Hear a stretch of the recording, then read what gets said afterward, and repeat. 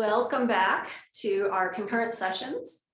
Our first presentation in this session is from Dr. Balis, presenting on scaling up and out, increasing the uptake of built environment approaches in community settings. Dr. Balis is a research scientist at the Pacific Institute of Research and Evaluation at the Louisville Center. Prior to this role, she was an assistant professor with the University of Arkansas System. She earned her PhD at Virginia Tech in human nutrition, foods, and exercise with an emphasis on implementation science.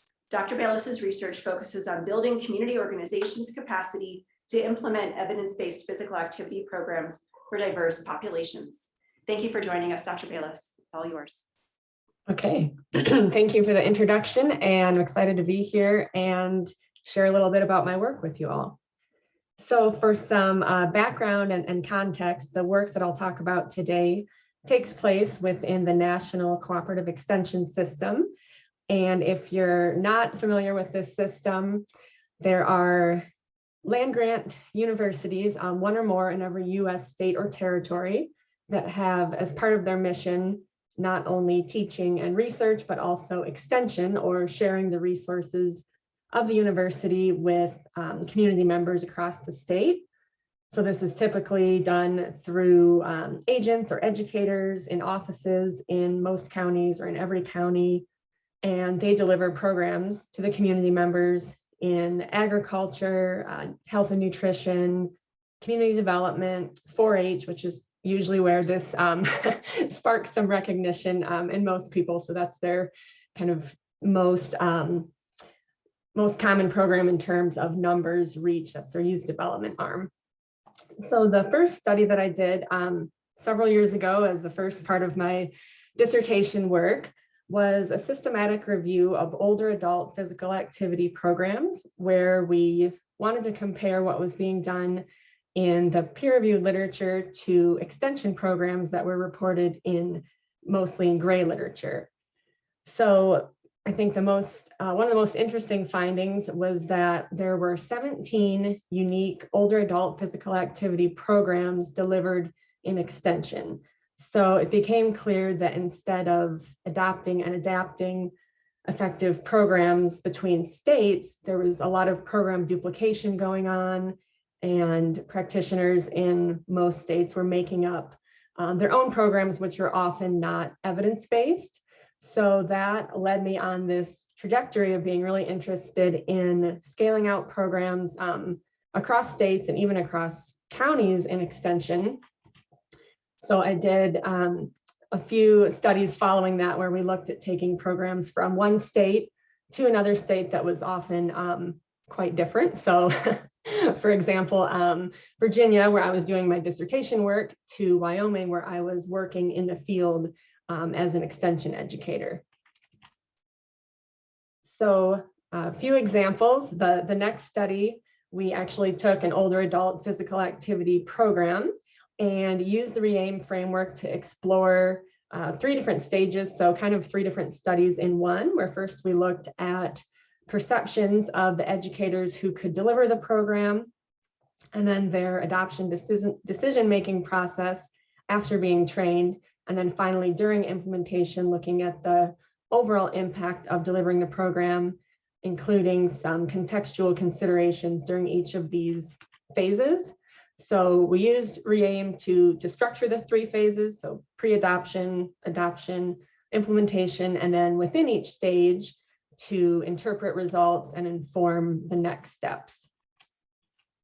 And then we detailed these contextual considerations across stages. So all the factors that determine whether programs are successful in the real world and when scaled out to new delivery settings. So just a few examples.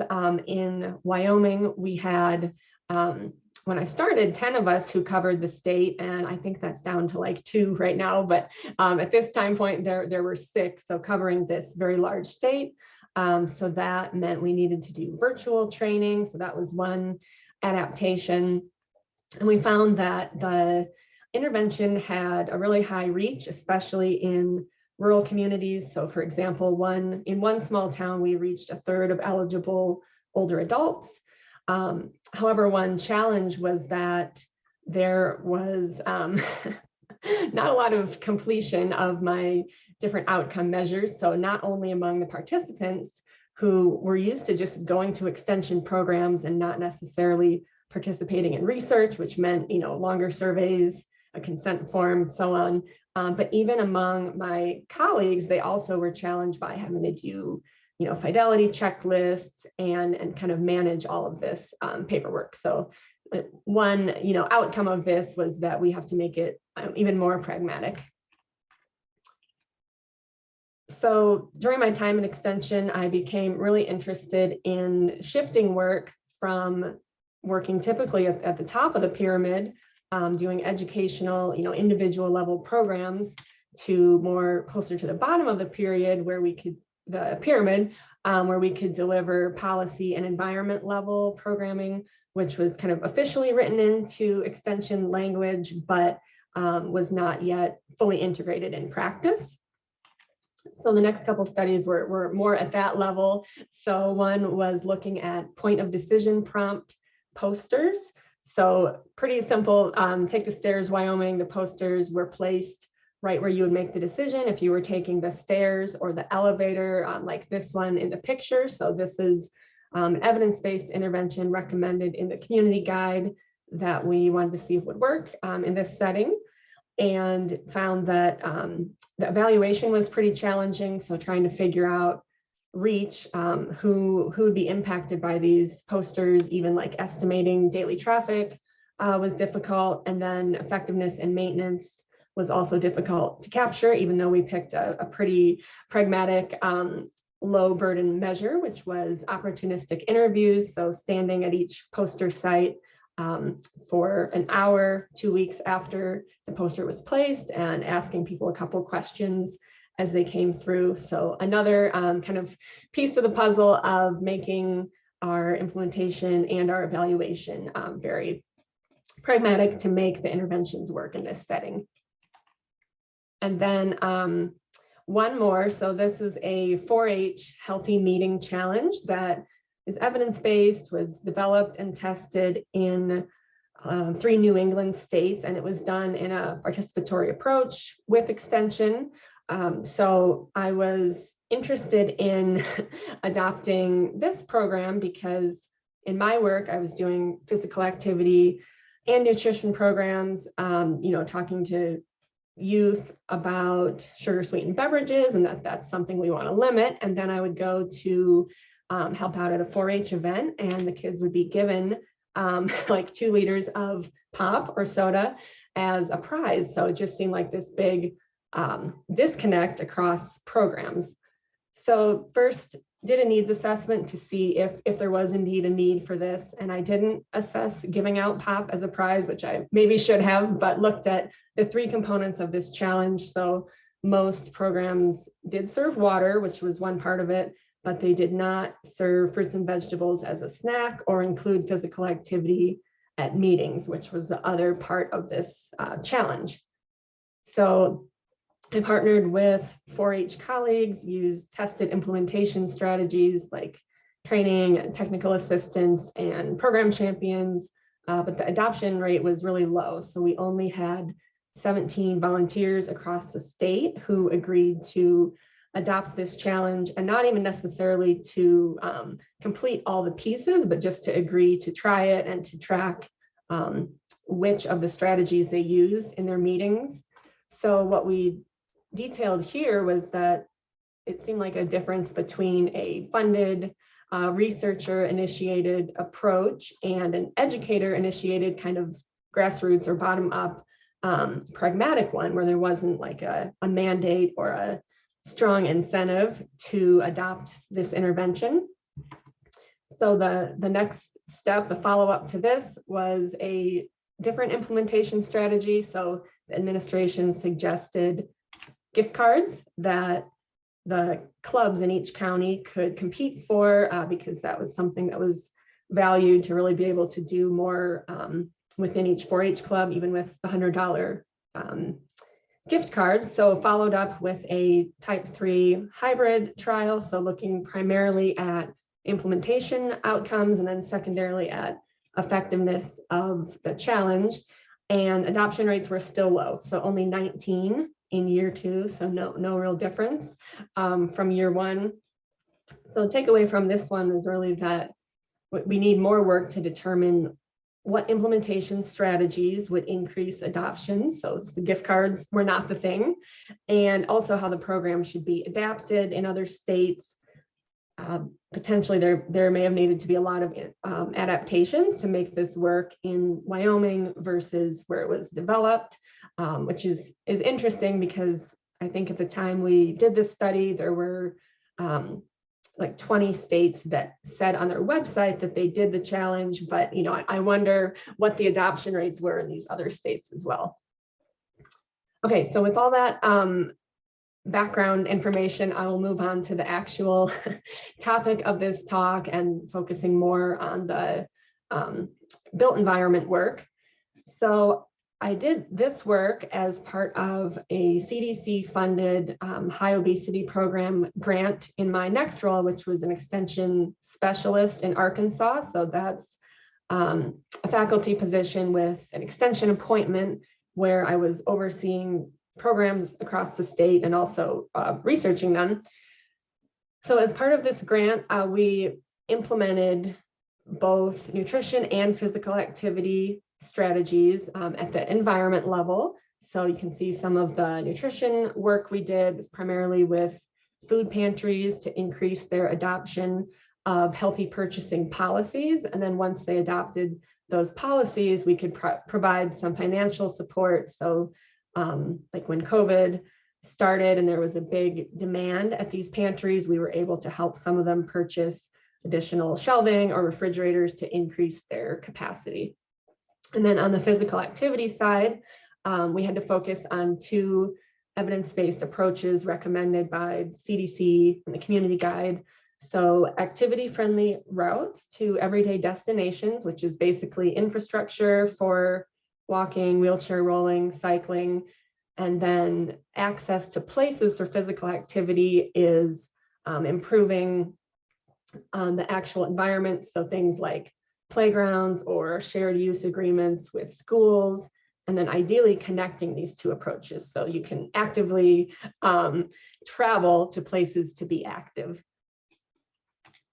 So here's a few just visuals of the work we did. So for example, in one area, we partnered with community leaders to implement traffic calming measures to create a safe route to school. And we tested this through a pop-up or demonstration event that was temporary. So it was one afternoon with the idea of increasing buy-in and community support for some permanent changes. So we changed 2 streets that were on either side of the park and led to the school into one-ways, temporarily added crosswalks and made those streets so they could have a walking and biking lane. And we're pretty thrilled to capture this picture of, I think there's actually 2 boys in this picture. So just showing that they were using the lane as intended. And then we also had temporary speed bumps to slow the traffic. And in the end, the mayor was on board, not with maybe the full spectrum of changing streets to one-ways, but with some of the micro level changes. So ended up installing a flashing speed limit sign and buying some of these temporary speed bumps. So as needed, you could slow traffic in this area or others. So this was pretty cool to see, especially with this shift from the individual level programming to actually changing the environment. But this grant was only in 5 counties. They had to have an adult obesity rate of over 40% to qualify. But of course, we need this work in other counties that don't necessarily qualify. And when I started to talk to the agents in the other counties and asked them about incorporating built environment work, they didn't feel like they knew anything about it. They didn't know where to start. They were, again, used to doing direct education. So of course, as an implementation scientist, my thought was, okay, we need implementation strategies to figure out how to support these agents. And maybe these kind of top-down strategies that we get as part of a CDC grant are actually not what they need. So I started the process of using the implementation science research logic model to figure out what the determinants were. So what the agent's challenges were, and actually identify relevant implementation strategies. So for this, of course, many different theories, frameworks, and models we could choose from. We use the consolidated framework for implementation research, and based on my previous work, focused on characteristics of the intervention and characteristics of individuals. So I did virtual focus groups. This was like right after COVID, when we, all of a sudden had to do things virtually, and wanted to understand the agent's perceptions of the built environment approaches, what support they would need. So getting at what implementation strategies would be most useful. And then we also asked for their input on a toolkit that my team and I had created. So the toolkit includes visuals of each of the built environment approaches. So if you're not used to doing the work and you want to see what does it actually look like to do a road diet or crosswalks, and then examples of each approach with a pop-up demonstration event. So how could you test it out temporarily to lead to that permanent change? And then we also detailed the public health process or model that you all are familiar with. So starting with a coalition, since that's really important for this type of work, and then moving, from assessing needs to implementing and evaluating. So to understand their perceptions of the toolkit, we also integrated the technology acceptance model and asked about usefulness and ease of the toolkit. So one of the themes that came out of this was perceptions of built environment approaches, and the primary challenges that agents told us about was coalitions. So they had various challenges kind of across the process of working with coalitions, from like, I don't have a coalition, how do I start one? Or yeah, I'm on a coalition, but they don't do anything. How do we take action? To how do I increase buy-in in the coalition so I'm not doing everything myself? And then second, funding. They wanted money. They felt like, okay, if we're supposed to integrate this new approach into our work, where's the funding for it? And then in general, they did have positive perceptions of built environment approaches and positive perceptions of the toolkit, and recommended some changes to it. So next step in this process, of course, there are many options for selecting and tailoring relevant implementation strategies, ranging from the simple to the complex, with concept mapping and group model building, intervention mapping. So what we did that fit within the time and resources of this project was a rapid iterative approach. So basically we worked closely with the agents, and informally they would tell us what they thought, what they needed, as we worked through developing the strategies. We also used an integrated research practice partnership approach. So the agents' input, the researchers' input, and then on my team of state level staff, we had 3 of us who had previously been agents, me in a different state, 2 in Arkansas. So they also had some, could kind of serve as the input from the agents on what would work well. So we ended up coming up with a package of implementation strategies that we called places for physical activity. We refined the toolkit based on the feedback the agents gave us. So for example, they suggested additional community partners that we should describe in your coalition members as you're building coalitions. They also wanted more guidance and tools on completing needs assessments, so we added that. The second part is coalition coaching. So using the coalition's work framework, we developed a process to provide technical assistance and coaching to move agents through the 5 stages of coalitions. So pre-formation, formation, implementation, maintenance, and institutionalization. And then the third piece of this was mini grants. So we did $3,000 grants, which is not enough to fund, putting in a walking or biking path, for example, but it is enough to fund some micro level changes. So even things like lighting along an existing walking path, or a bench to make it easier for example, an older adult to choose to walk and have an option to sit down along the way. Or it could fund those pop-up projects, so those temporary demonstration events to get community buy-in, and ideally then lead to bigger funding sources through your coalition.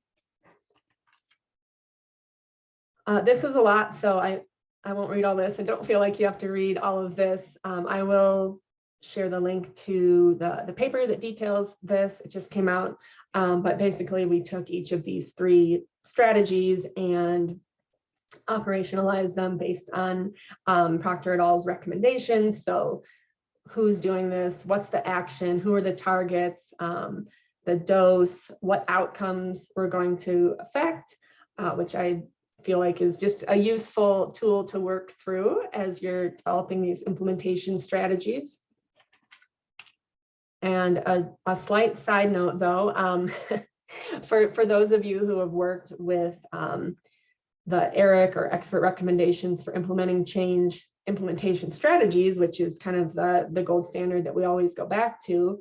If you're in community settings, I find that the language doesn't translate very well. So we've got like provide clinical supervision, we're reminding clinicians, we're relaying clinical data. So I've started working with some colleagues on trying to translate this to language that is relevant and familiar to community settings, whether that's extension or health departments or YMCAs or faith-based or all the other settings, because I find when we plug in our contextual factors and then match those to the implementation strategies, sometimes they just aren't relevant. Okay, so then I changed jobs. So with COVID and work from home, I was able to take the opportunity to join Pyre, where I am now, work remotely, move back out west. So I was no longer with Extension, although I did reestablish a partnership with Extension colleagues in Montana and Wyoming who I had worked with previously. And I was interested in doing a similar type of study there because I knew that there was a need to support this work in other states as well. So, for example, I previously did a lot of work on the Wind River Indian Reservation in Wyoming. And when I moved to Arkansas and learned about the CDC funding there, I, of course, looked into it for Wyoming, but the Wind River Indian Reservation, although the obesity rate was about 70% last time I looked, was not eligible because just the way that it was captured was lumped in with a county. So it wasn't eligible, but again, we know that there's a need for this in a lot of places, even if the obesity rate isn't as high, but physical activity rates remain low in these rural areas. And I was also really interested in kind of eventually getting to the question of, do these built environment approaches actually work in rural areas, like the very rural, you're going to drive for 100 miles with nowhere to stop type of areas that I'd worked in. So, excuse me, we talked, I think it was one of the sessions yesterday about like getting your community partners on board and having the same, goals. And my colleagues were initially on board. So one of them said, oh, I've been wanting to do something like this, but I didn't know where to start, which I thought was like, okay, perfect partnership. And then COVID happened and her priorities changed and I had to just put this on pause for a while. And now she's back, we're working on it. But I started to feel like I would be just repeating the same study in 2 different states. And I'm sure, for you all as researchers, we want to show that we're building and progressing, like learning from one study, going on to the next, and not just doing the same one again and again. So I was kind of struggling with that.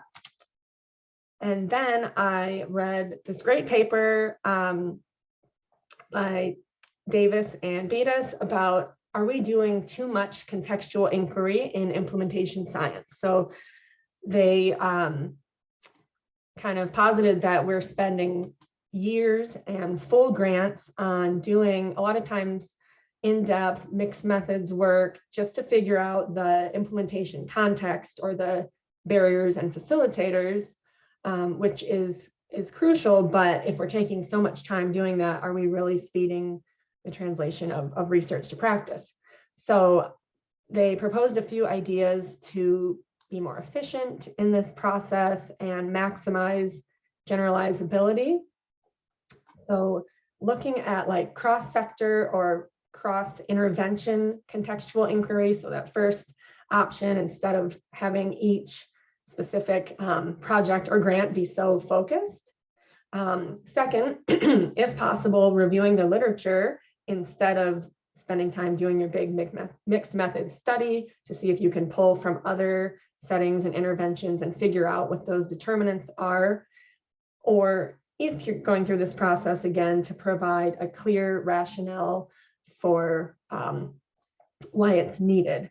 So this helped me think through, okay, first, the rationale was, I know that the state extension systems are so different, and what works in one state doesn't work in another. They have different barriers. So yes, there's some rationale for doing this in a different state, and that if I could use a rapid and rigorous process, I could eventually build towards this first goal of having information on barriers and eventual implementation strategies in multiple states, and then using that to build and pull in additional states. So we just did this study, my colleague in Montana and I. So this was a short survey that we developed because based on previous research, extension personnel won't complete it unless it's less than 10 minutes. So that's always a challenge of kind of condensing. And we asked about their interest in doing built environment work. So are they currently doing the individual level versus environment level interventions, and which are they interested in doing?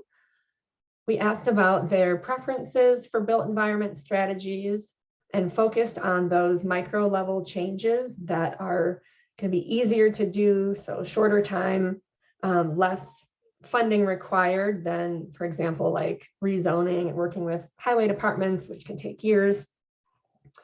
And then we asked about their barriers and facilitators. And also we asked about their preferences for implementation strategies. So based on what we thought that they would need and that they would be able to provide input on. So this is a little bit of skipping ahead in the process. So we haven't yet linked the barriers to the implementation strategies, but we're already asking for input on them. So I struggled a little bit with getting on board with this, but thought, okay, we'll try it and see if this is a way to make the process more rapid. So thinking through what implementation strategies will likely be needed, I used Lehman et al.'s classifications, which are based on the interactive systems framework, where we would most likely need capacity building strategies. So it fits because these are delivered by support system actors who are the state level specialists in extension, and they target general capacity to engage in an implementation process rather than a very specific evidence-based intervention. So that fits with our menu of options where it might be a park bench, it might be a painted intersection, it might be a crosswalk. It all depends on your community. So this targets individuals and processes, and typically includes things like training, technical assistance, facilitation, tools. So granted, there might be a need for strategies at other levels. So maybe some of it's related to the administration, and if they value individual versus environmental approaches and how agents are evaluated. So those might be needed in the future, but we felt like there was a need probably for capacity building strategies and agents could give us input on those because they would be the participants. So we did a rapid deductive approach to coding based on the Consolidated Framework for Implementation Research. So it ended up being in about a month, we had identified both specific built environment approaches that agents would be likely to adopt and the potential implementation strategies to support their uptake.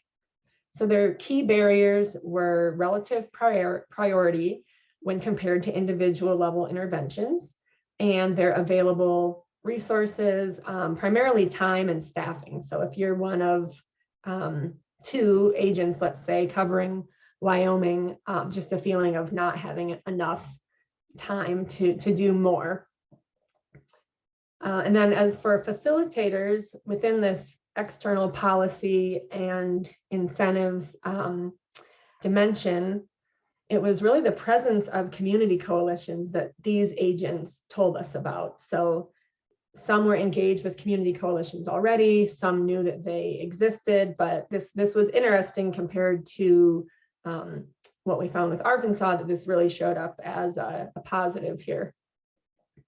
And then as for implementation strategies, they were interested primarily in facilitation and then assessing community strengths and needs.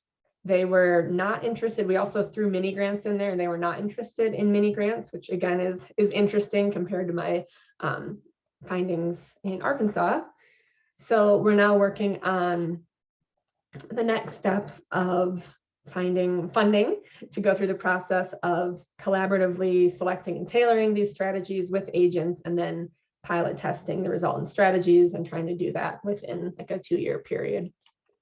And then finally, as long-term, next steps, I think, based on my experience in the field and looking at some recent publications, for example, the Mazuka et al. Publication that really advocates for implementation science in community settings.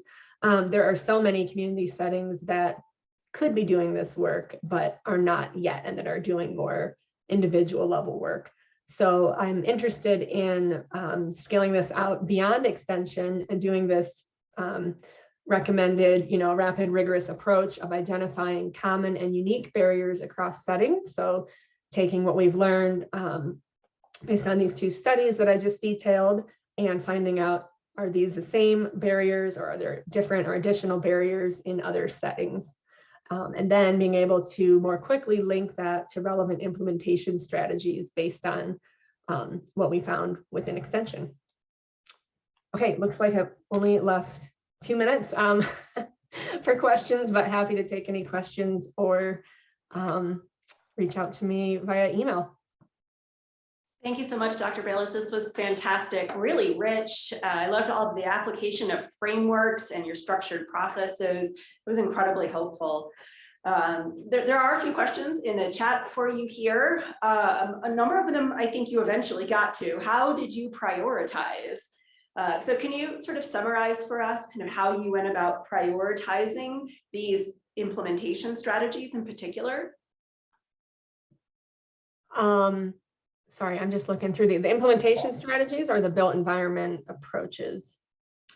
The built environment approaches is okay. So the built environment approaches, there's a couple publications like under the community guide recommendations that detail the micro versus macro. So I pulled the micro strategies and then some based on the experience of that it'll take years to do some of these changes. And if we're trying to just get them started with this work, what are these small scale changes that they could start with first? And then as for the implementation strategies, looking through the Lehman et al. Paper with the classifications and thinking that the best fit would likely be that they would need these capacity building strategies. Fantastic. And what do you think is the best way to manage community interests in or preferences towards certain implementation strategies when maybe the evidence shows that they may not be the best fit in that setting? Yeah, that was tough. Even example I detailed where the mayor ended up choosing the flashing speed limit signs. And it's like, I don't know if that works. Like, that's not exactly what we had in mind. So I think one thing I'm working on is a better process for these pop-up or demonstration events. So you can get ratings of like acceptability and feasibility, and then you maybe have more evidence to say like, okay, the community members really like having this walking and biking lane, or no, they don't want one-way streets in front of their house, and using that to both match like the empirical evidence plus the fit in the community and take that as, okay, this is the best approach. Fantastic, thank you. All right, well, we have about 5 minutes between sessions, and then we will have a live in-person presentation from Dr. Quartz in just a few moments. And so I'll let her get set up and bring up her slides, and then I'll do an introduction.